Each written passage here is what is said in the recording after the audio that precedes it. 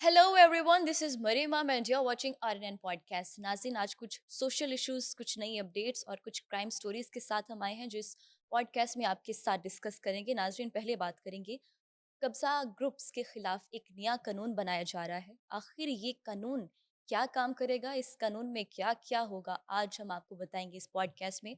नाज़रीन, फिर बात करेंगे, जैसे हम सब जानते हैं कि सीसीडी पुलिस की कार्रवाइयाँ जारी हैं और कितने लोग अभी तक इन्होंने मारे हैं और अभी क्या काम करी है सीसीडी पुलिस, इसको भी डिटेल में डिस्कस करेंगे। और नाज़रीन, जैसे कि हम सब जानते हैं कि जुआ ऐप, गैम्बलिंग ऐप की प्रमोशन के सिलसिले में हमारे फेमस यूट्यूबर डकी भाई को गिरफ्तार किया गया था। लेकिन सवाल ये है कि अभी भी ये ऐप्स चल रही हैं।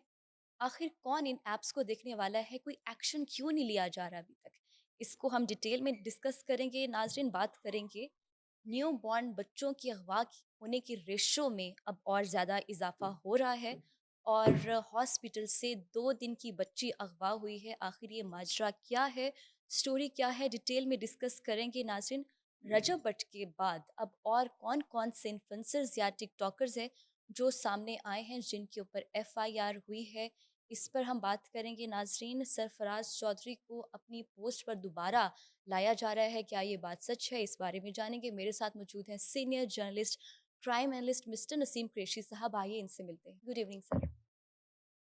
कैसी हैं आप? बिल्कुल ठीक सर। सवाल ये है कि कब्जा ग्रुप्स के खिलाफ एक नया कानून नाफिज किया जा रहा है। आखिर ये कानून क्या काम करेगा? मरियम, देखो, ये कानून जो नया आ रहा है, ये जो एक मैंने बताया था आपको, एक पीरा फ़ोर्स अ, जी। आई है। जी। पीरा फ़ोर्स ने कार्रवाइयाँ भी शुरू कर दी और बेसिकली वो जो फ़ोर्स, वो डिपार्टमेंट पूरा बनाया है कब्ज़ा ग्रुपों के लिए। जो इसकी इसकी जो अफ़ादियत को यकीनी बनाने के लिए एक कानून में थोड़ी तरमीम की ज़रूरत थी। ठीक है। उसकी जो हेल्पिंग कानून हो, ये जो कब्ज़ा माफ़िया के खिलाफ जो कानून है, एक्चुअली ये पीरा फ़ोर्स को फ़ॉल करने के लिए बनाया गया है। ठीक है जी? अब ये है क्या? इसमें ये बताया गया है कि अगर कहीं पे कोई प्रॉपर्टी पे कब्ज़ा है, पहले तो हमने तशरीह ये हुई थी ना, सरकारी प्रॉपर्टी पे जो कब्ज़े हैं, जी। पीरा वो छुड़ाएगी। हम्म। अब इसमें जो नए कानून में इसके बारे में चंद दिन पहले पीरा फ़ोर्स की एक तकरीब थी, जी। जिसकी सीएम साहिबा मरियम नवाज़ साहिबा उसकी चीफ़ गेस्ट थी। उन्होंने वहाँ पे इस खबर को ब्रेक किया। तो उन्होंने बताया कि सारा सा कानूनी मसवदा तैयार हो गया और उसमें ये बताया कि उन्होंने कि कोई भी जो है ना किसी की प्रॉपर्टी पे कब्ज़ा नहीं कर सकेगा और अगर कोई कब्ज़ा करेगा तो उससे ये गवर्नमेंट जो है ना वो छुड़वाएगी इस कानून के ज़रिए। अच्छा। और छुड़वाएगी कौन? ये पीरा फ़ोर्स, पीरा फुर्श। जिसकी कहीं पे अगर जो है ना लॉ एंड ऑर्डर की जो है ना सिचुएशन के मुताबिक पुलिस भी उसकी मदद कर सकती है। तो अब क्वेश्चन ये पैदा होता है कि ये कौन से कब्ज़े छुड़ाएगी? किन कब्ज़ों की बात होगी? पहले मैं आपको बताता जाऊँ कि ये जो कानून इन्होंने बनाया है ना, इनमूवेबल प्रॉपर्टीज़ को के हवाले से है कि जनाब जी, उसके ऊपर अगर काबिज़ होंगे तो उनको छुड़ाएँगे। अब काबिज़ की तशरीह भी हमने करनी है अभी। इसमें वो तशरीह जो है ना, कौन-सी प्रॉपर्टी है, उसका भी इसमें ज़िक्र नहीं किया गया। अभी जो ज़िक्र है वो ये है कि अगर कोई किसी की प्रॉपर्टी के ऊपर काबिज़ है, जी। तो उसकी कंप्लेन करने का तरीका पहले बताया, वो ये है कि वो अपने डिस्ट्रिक्ट के डिप्टी कमिश्नर को हम्म। वो कंप्लेन करेंगे।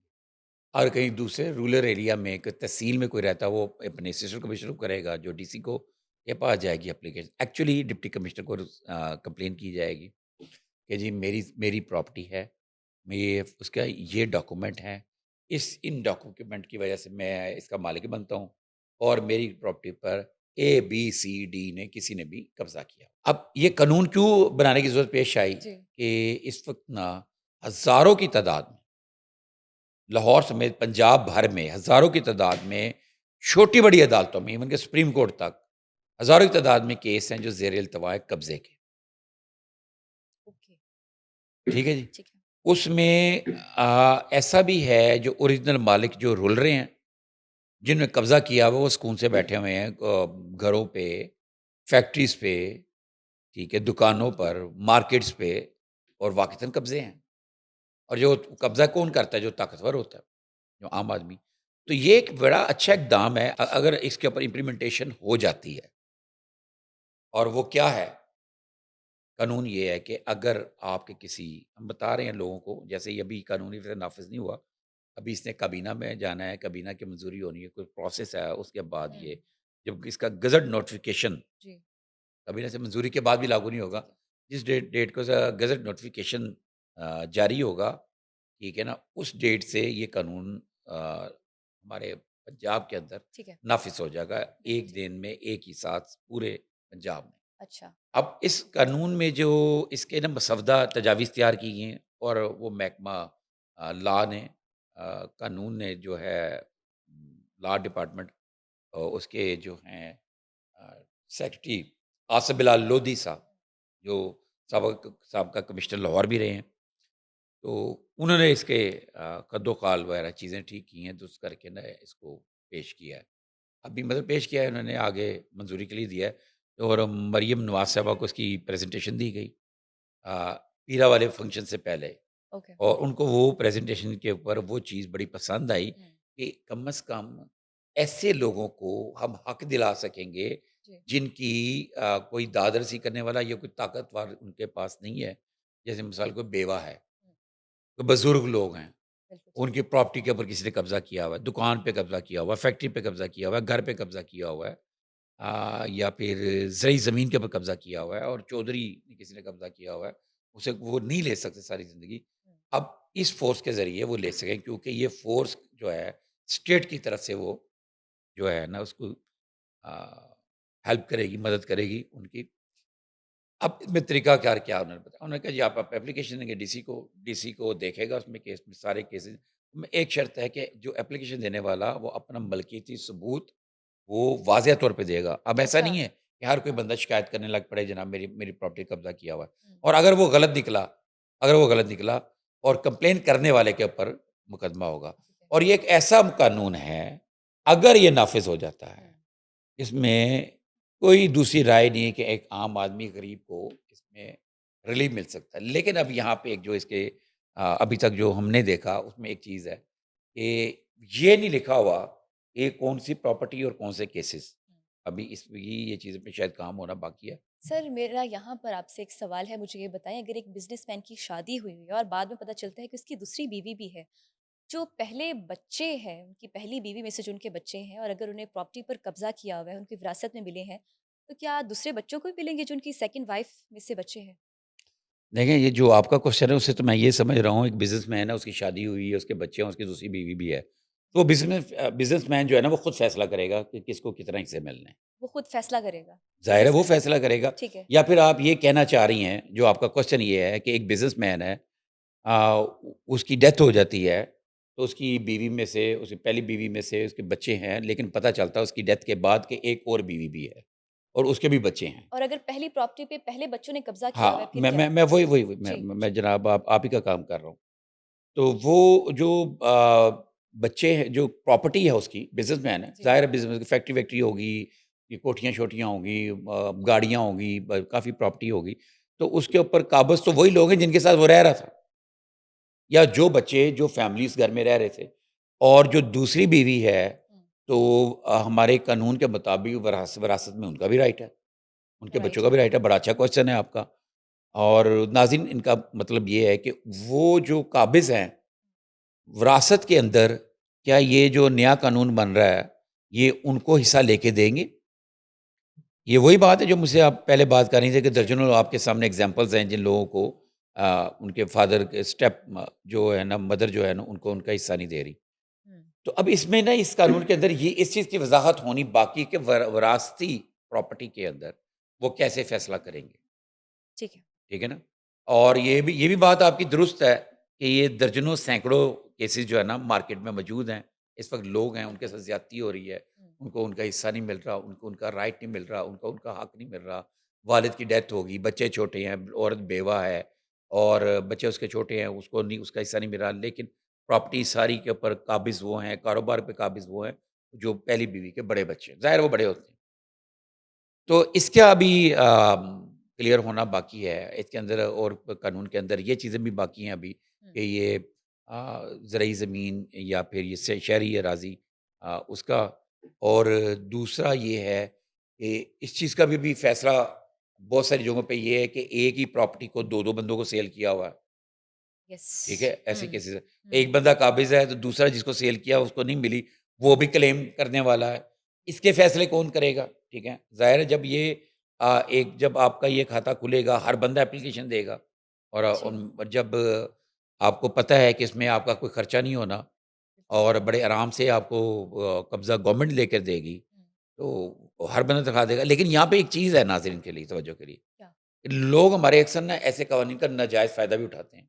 उसके लिए मरीम नवाज़ साहब ने खुद ये बात की और इस हुँ, कानून के अंदर भी है कि अगर कोई झूठी दरख़्वास्त देगा किसी को तंग करने के लिए जी, या फिर कब्ज़े की नीयत से दरख़्वास्त देगा कि इससे छुड़वा के, तो वो दरख़्वास्त अगर ऐसी दरख़्वास्त दे देगा, वो जो जुर्माना होना है वो भी उसको पड़ेगा और हो सकता है उसका वो पर्चा भी हो जाए। अच्छा, इसके लिए ज़रूरी है कि आपने अपना मलकियती सबूत पेश करना है, उस प्रॉपर्टी के अगेंस्ट कि प्रॉपर्टी का खसरा नंबर फलाना, बिल्कुल। मौज़ा फलाना, प्रॉपर्टी प्रॉपर्टी घर है या दुकान है हुँ, या हॉस्पिटल है या कोई फैक्ट्री है या कोई कारखाना है, कुछ भी है या खाली प्लॉट है, ठीक है।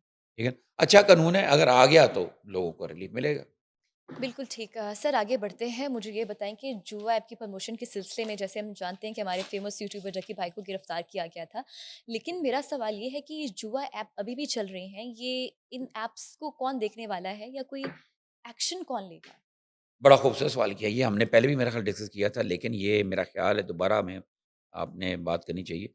जी, ये अभी हम ये प्रोग्राम रिकॉर्डिंग से पहले देखते हुए मैंने अपने मोबाइल के ऊपर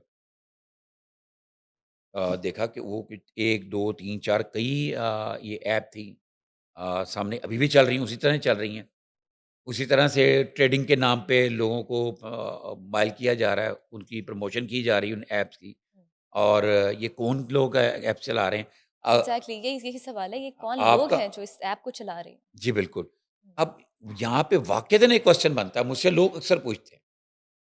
वो कहते हैं, "जी, आप बात कर रहे थे, आप हमें बताएँ, एनसीसीआईए ने या पीटीए ने अभी तक ये ऐप्स जो हैं, इनको बैन क्यों नहीं किया? हुँ। इनको ब्लॉक क्यों नहीं किया? ये क्यों नहीं बंद होती?" अगर कोई किसी के पोज़ीशन के हवाले से कोई गवर्नमेंट के ऊपर कोई तनकीद करे, जी, तो आप उसका चैनल फ़ौरी तौर पे बंद बंद हो जाता है। बिल्कुल ऐसे तो ये वाली जो फ़ुड यूट्यूब के पे चल रही हैं, कहीं भी चल रही हैं ये ऐप, इन ऐप्स को देखने वाला कौन यानी है? कि मतलब ज़रा अगर डकी भाई के साथ अगर इस तरह का सलूक किया जा रहा है, एक तरह से कह सकते हैं कि नाइंसाफ़ी है, क्योंकि दूसरे लोग भी तो इस ऐप को चला रहे हैं और इस तरह की कई ऐप्स हैं, एक एप्लीकेशन की मैं बात नहीं कर रही। देखिए, पहली तो बात ये है कि नाइंसाफ़ी कोई नहीं है। आप जानते हो या अनजाने में कोई क्राइम करें, क्राइम तो क्राइम होता है। एग्ज़ैक्टली। तो डकी भाई के साथ ये हुआ है कि डकी भाई काबू आ गए, बाकी कोई काबू कोई नहीं आया।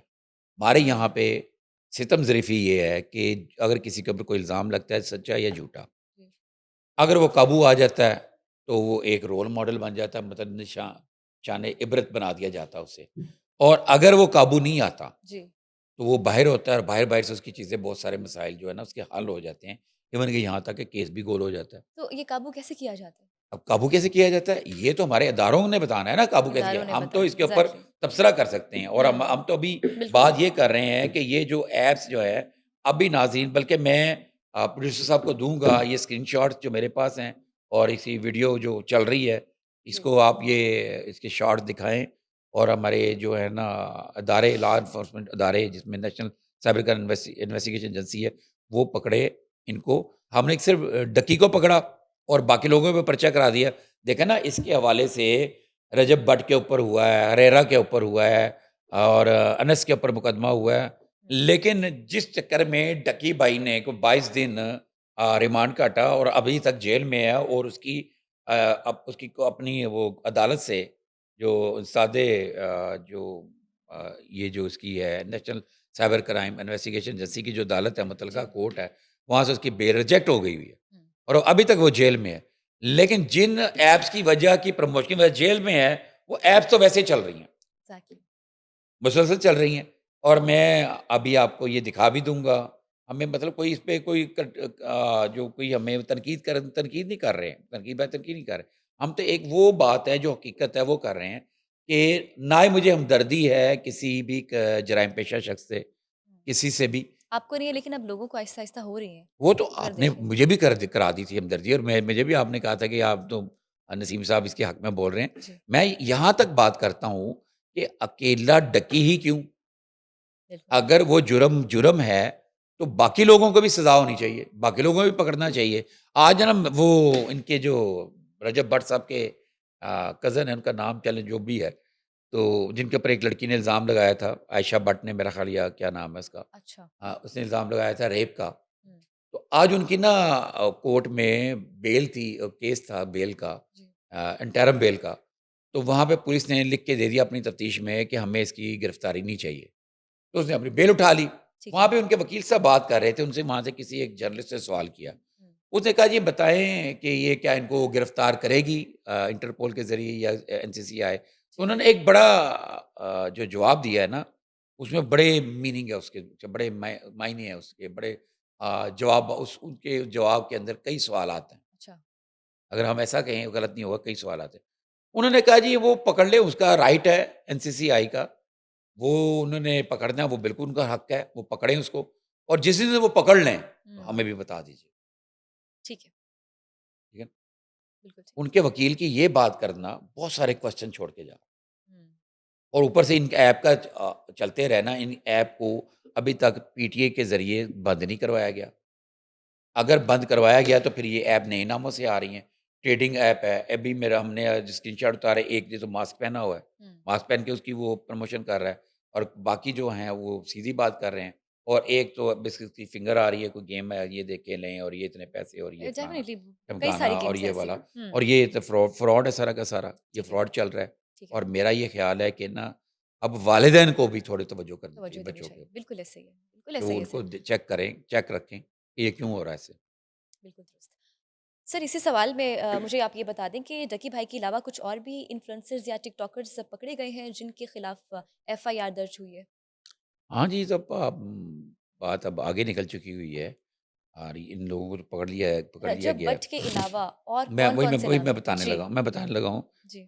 सादुर रहमान उर्फ डक्की भाई गिरफ्तार हुए, फिर जेल में चले गए, केस चल रहे हैं, तो इस दौरान रजब भट्ट को भी नोटिस गए, मिस्टर पतलू को भी गए, और इकरा कंवल जो एस्ट्रोलॉजी वाली जो हैं, उनको अच्छा, भी गया, अच्छा। अनस को भी गया, हुँ, हुँ, हुँ। और नदीम नानीवाला को भी गया। अच्छा, नदीम नानीवाला यहीं पे था डक्की भाई को, जब ना ठीक है। डक्की भाई पकड़े हुए थे, नदीम नानीवाला आया उसकी हेल्प करने के लिए, फिर निकल गया। हुँ, तो इन सबको नोटिस जिनको जा रहे थे, और मुदस्सर हसन एक टिकटॉकर हैं, उनको वो पुलिस की उनकी हिरासत में है, उनको उनको पकड़ लिया हुआ है।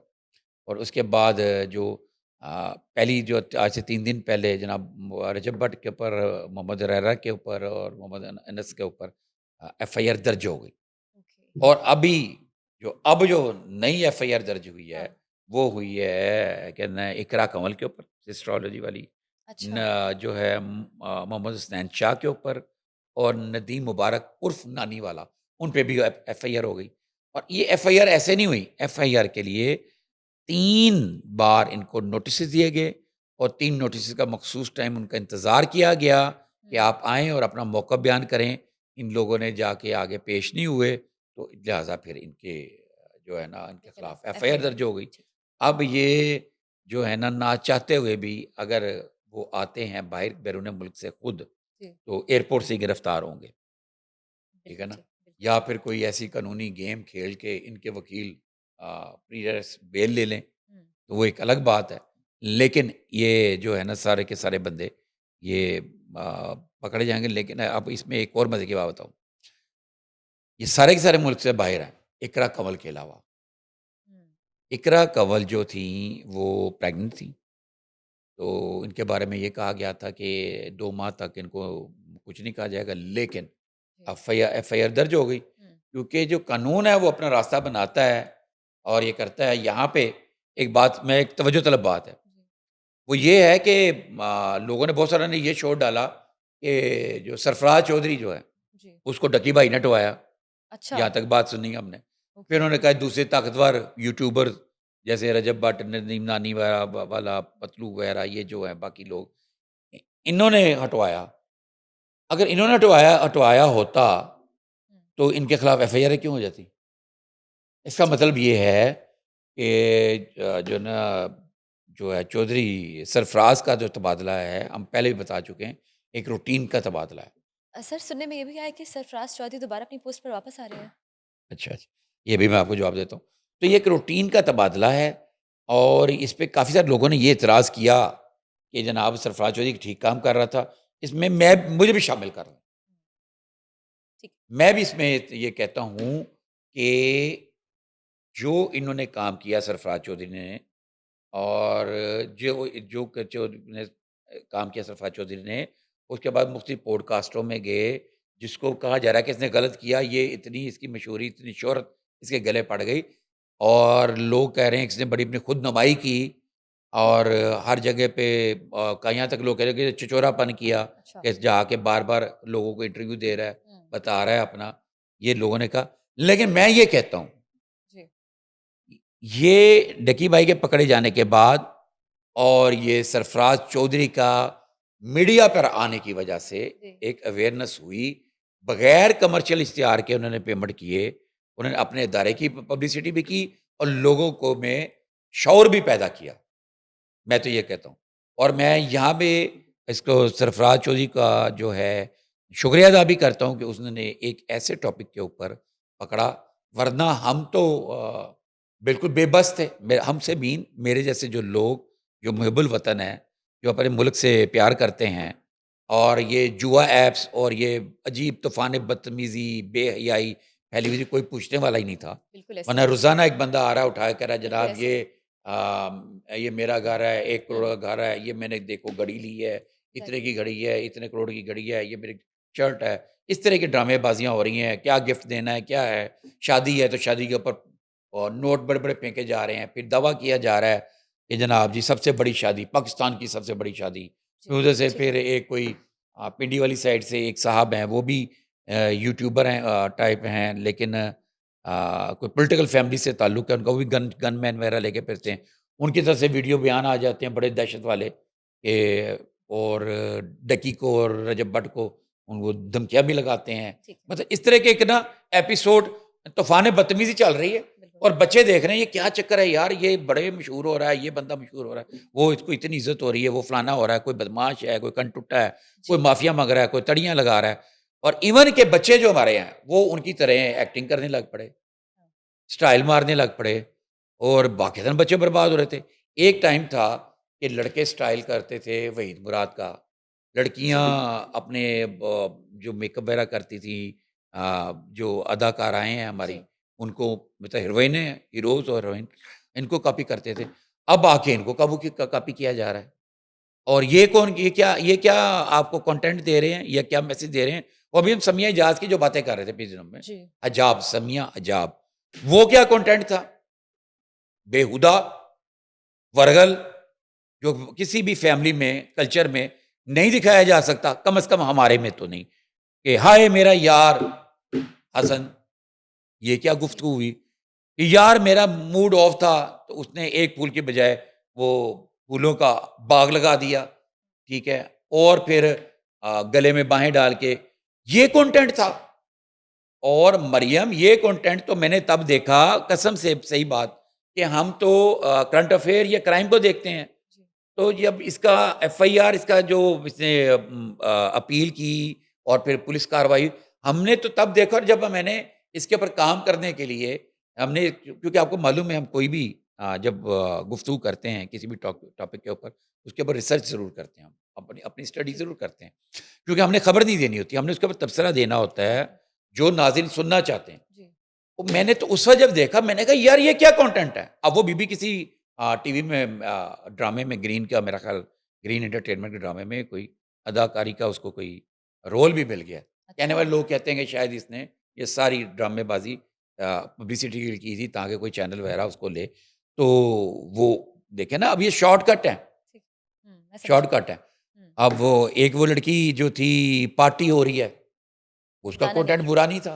दाना नीर। शी इज़ अ हाँ, nice girl by the way. बड़ा ज़बरदस्त कंटेंट था, मुझे नहीं लगा कोई कंटेंट था। ये हमारी गाड़ी है, ये और हम हैं और पार्टी हो रही है। उसका पार्टी हो रही का कहने का अंदाज़ था, जी। वो वायरल हो गई पूरी हुँ। दुनिया में।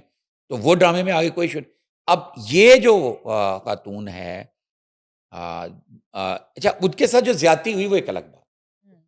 हमें इस पे कोई इतराज़ नहीं।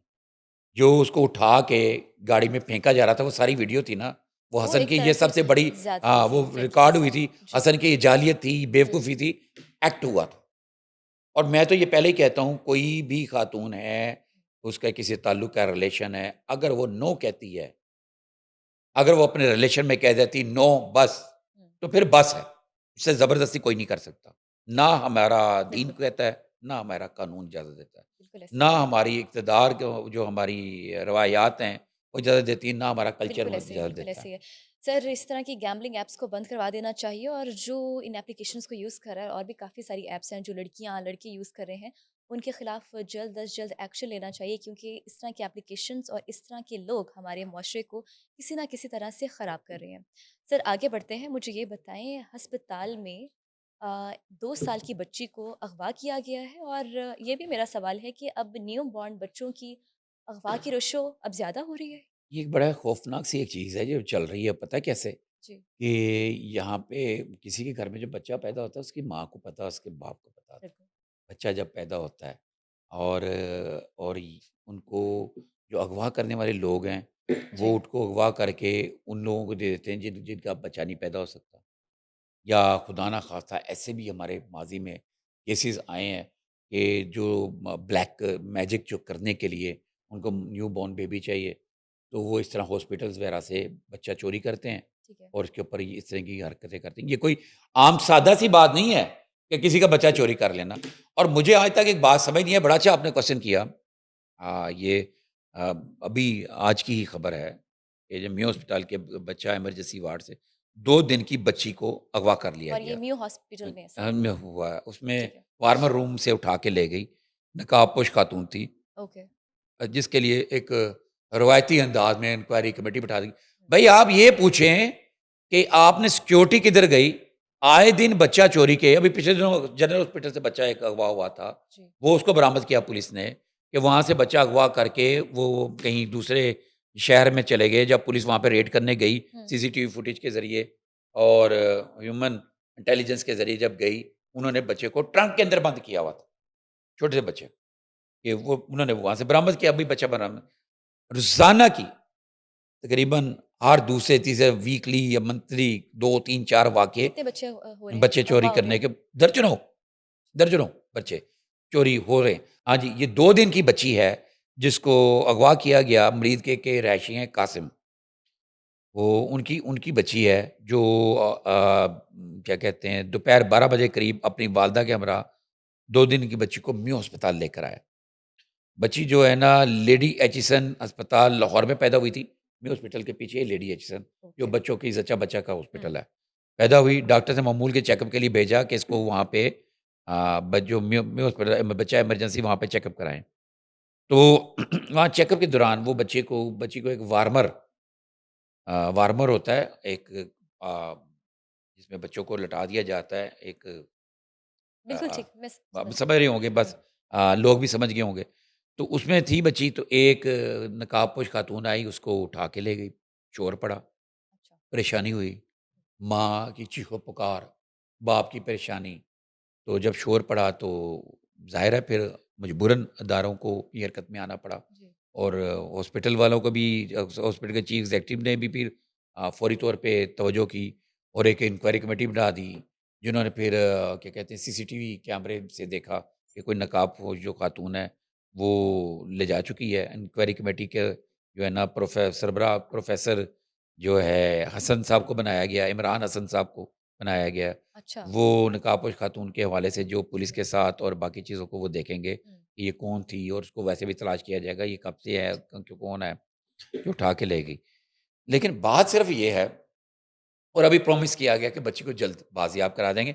अभी जब हम ये रिकॉर्डिंग कर रहे हैं, अभी तक मुझे बच्ची की बाज़ियाबी की इत्तला नहीं आई अच्छा, और हमारी दुआ है कि कि वो जल्द बच्ची अज़ जल्द जल्द बाज़ियाब हो से जल्द जाए। बाज़ियाब हो, बिल्कुल, अपने माँ-बाप के पास आए और ज़िंदा सलामत और सही आए। मैं अब यहाँ पे एक क्लियर करना चाह रहा हूँ बात को कि म्यू हॉस्पिटल हो, गंगाराम हॉस्पिटल हो, सर्विसेज़ हो, हर हॉस्पिटल से हुँ, मुख्तलिफ औकात में आगे-पीछे न्यू न्यूबॉर्न बेबी के अगवा के बच्चों के वाक़यात आम हो रहे हैं। पुलिस भी कोशिश कर रही है, लेकिन ये तो ज़िम्मेदारी है हॉस्पिटल इंतज़ामिया की कि बिल्कुल। ऐसी जगह पर कुछ स्पेशल ड्यूटी लगाएँ। सीसीटीवी कैमरे सिर्फ़ ये नहीं है, सीसीटीवी कैमरे से कभी चोरी नहीं मेरा यही रुकी। सवाल था कि सीसीटीवी जो सीसीटीवी कैमरे से कभी कैमरे चोरी लगे नहीं होते रुकी, हैं कभी नहीं वो चोरी रुकी। आप देखें आए आप दिन सीसीटीवी रोज़ाना फुटेज भी तो अ, निकलवा सकते हैं, वो फुटेज से वो निकलवा ली है ना, मैंने आपको बताया अभी, वो निकलवा ली है फुटेज। लेकिन और फुटेज में कुछ पता नहीं चला। फुटेज में नकाबपोश खातून आई है, सिर्फ़ उसको वो पकड़ जाए, नकाब पहना हुआ है। तो लेकिन एक मैं आपको बताऊँ, नाज़रीन को बताऊँ, अक्सर लोग कहते हैं कि आप किसी के घर में गए हैं, तो बाहर मोटरसाइकिल खड़ी करने लगे गाड़ी, तो बड़े आराम से कहते, कैमरे लगे हैं, खैर है। वो कैमरे लगे ने खैर चोਰਾਂ ਨੂੰ कोई फ़र्क नहीं पैंदा। उन्होंने गड्डी भी चोरी करके ले जानी है और भी बच्चे को भी उठा के ले जाना है, हर चीज़ जिसने उठा के वारदात करनी है उसको सीसीटीवी कैमरे से कोई फ़र्क नहीं पड़ता। सर आप देखिए हमारे पास रोज़ाना दूसरे-तीसरे दिन कोई ना कोई वीडियो वायरल हुई होती है। सवाल था आपसे अभी जो मैंने मेंशन किया कि सीसीटीवी फुटेज में वो खातून को देखा गया। सर हॉस्पिटल में तो कई सारे बच्चे होते हैं, कैसे पता चला कि ये वही बच्चा था, जो खातून लेके जा रही थी? देखिए बड़ा अच्छा सवाल है आपका, ये मैं आपको समझाने की कोशिश करता हूँ। जो सीसीटीवी कैमरे होते हैं ना, उनके साथ वो उसकी ट्री बनाते हैं वो। मतलब जहाँ पे ये इमरजेंसी उसके अंदर कैमरे लगे हैं, ठीक है। उसके बाहर कॉरिडोर में कैमरे लगे हुए हैं। ठीक है, फिर समझ उसके आ गया। गेट से बाहर जाते कैमरे लगे हैं। हुँ, तो वहाँ पे जब देखा गया माँ ने शोर डाला कि मेरी बेटी इधर से गायब हो गई, वार्मर में से। बाप ने शोर डाला, फिर एक शोर पड़ा और उसके बाद फिर अदारे जो अंदर के जो हैं वो हरकत में आए, पुलिस हरकत में आई। फिर उन्होंने सीसीटीवी कैमरों की फुटेज निकाली, उस कमरे की निकाली। अच्छा वहाँ से फिर उस उस कमरे औरत की के बच्चे निकाली, को उठा उस के कमरे वहाँ में से से जहाँ से औरत जा अच्छा, रही है, ठीक है। वहाँ पे निकाली। हुँ, औरत जो देखा जी वो राइट तरफ जा रही है, वहाँ की फुटेज निकाली। वहाँ से ठीक पता है। चला ये इस गेट आगे के या हुँ, पीछे गेट की तरफ जा रही है। बिल्कुल ठीक है। गेट की फुटेज निकाली, गेट में से वहाँ से बाहर निकला।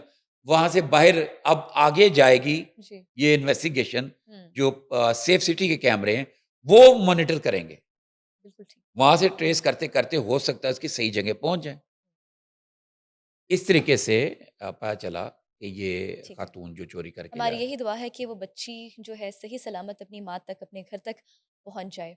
सर आगे बढ़ते हैं, सीसिडी पुलिस मुकाबले जारी है। कितने लोग अभी तक मारे हैं और सीसिडी क्या काम कर रही है? कोई नई अपडेट आई है सामने?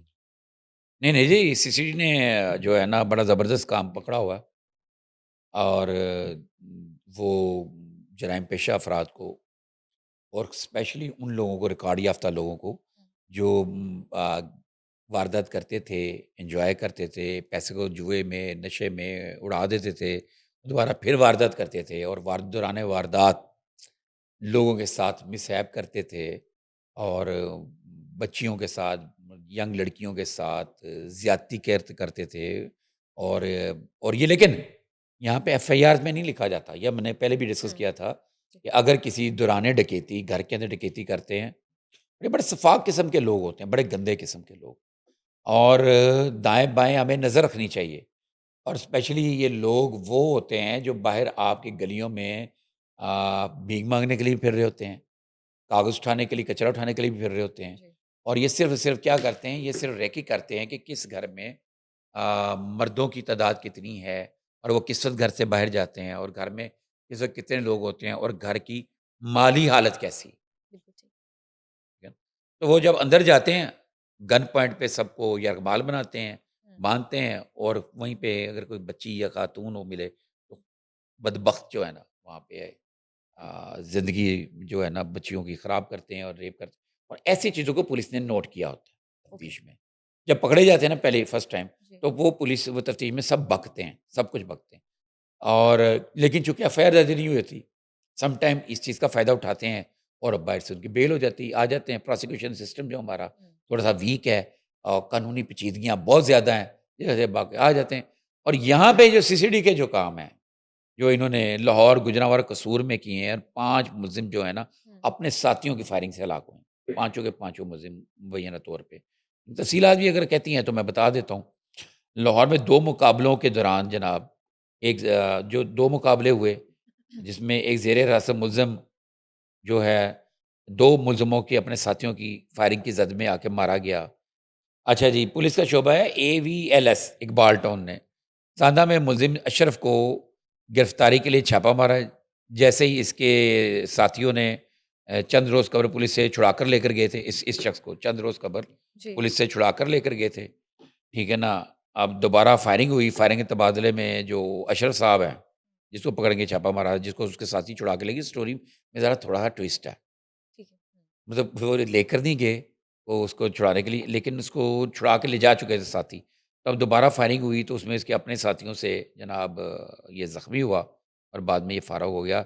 निश्चित कॉलोनी में सीसीडी ने, माल्टन सिटी ने जो है ना, एक जो है ना मुलज़िम राशिद को रिकवरी के लिए लेकर गए और इसके साथियों ने इसे छुड़वाने की कोशिश की और जो मुलज़िम जो राशिद है, इसको गोलियाँ लगीं और दोनों मुकाबलों में हमलावर फरार हो गए। दोनों जो पुलिस मुकाबले हैं, हमलावर फरार हो गए। जो मुलज़िम थे, वो अपने जी। सही गोली से मारे गए।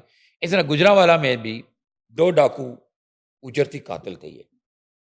ये गुजरांवाले जो लोग थे ना, बड़े दहशत की अलामत थे ये। अ, इस तरह नहीं थे कि मशहूर थे कि सामने शक्ल से कि ये फलाना है। ये खामोशी से आम लोगों की तरह आम मोहल्लों में, घरों में ये रहते वारदात थे। करते रहते थे। वारदात क्या करते थे? थे।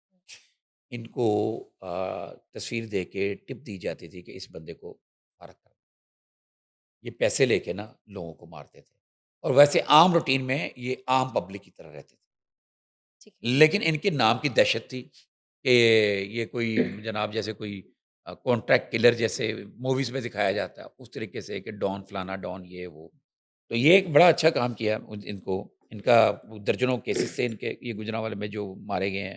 ठीक है। इनको थाना पीपल्स कॉलोनी के इलाके में सीसीडी एहलकारों ने मशकूक मोटरसाइकिल सवार 2 अफराद को रोकने का इशारा किया, लेकिन मुलज़िम ने रुकने के बजाय सीसीडी एहलकारों पर फायरिंग कर दी। फायरिंग के तबादले में अच्छा, जिनकी बाद में शनाख्त हुई, मोहम्मद अली और गुलाम गौस गौस की हुई शनाख्त हुई। इन ये दोनों की दोनों लाशें अफराद मिली। हैं। ठीक है। दोनों ने चंद रोज़ कबल शाहिद इकबाल नामी शहरी को डकैती मज़ामत पर कत्ल भी कर दिया था।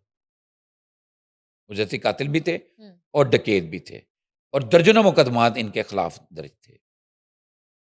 इसी तरह सीसीडी पुलिस जो कसूर है, उसने दौरान डकैती कबड्डी के खिलाड़ी नसरुल्लाह को कत्ल करने वाले, कबड्डी का खिलाड़ी था जी। नसरुल्लाह, उसे ड ड डकैती में जब मोबाइल फ़ोन और पैसे छीन रहे थे, तो उसने थोड़ा-सा बेचारे ने मज़ाहमत की या नहीं की, उसको ना गोलियाँ मार के कत्ल कर दिया था चंद दिन पहले।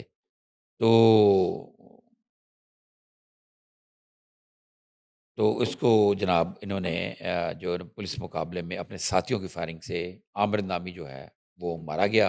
मुज़्ज़म नज़ीर उर्फ़ मेहर नासिर और यूनुस जट के कत्ल का वो इतराफ़ कर चुका था।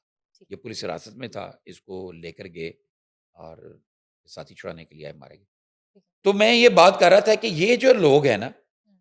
ये सारे, ये तेरे 5 के 5 मारे गए हैं, ये फ़ौरी इंसाफ़ तो हो गया। जी। अगर ये जेलों में जाते ना, मैं आपको बताऊँ, मैं लिख के देता हूँ, इन्होंने फिर वापस आना था।